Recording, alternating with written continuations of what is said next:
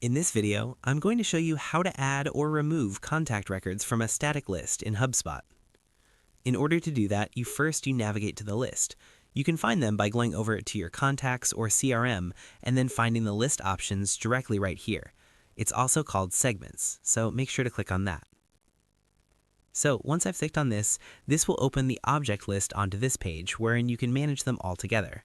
Now just wait for this right here, and in here you can find all the segments that you currently have. So just click on the segments and click on edit. And then after that you can add and remove contacts from this particular segment. You can change right here and exclude them.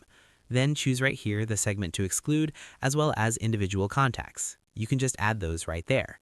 And after that, just save the changes in order to exclude them altogether or remove them from this. Once you're done, save your changes so it can be reflected onto the next part of your pipeline.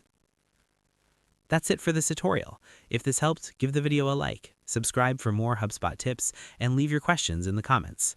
Thanks for watching, and I'll see you in the next one.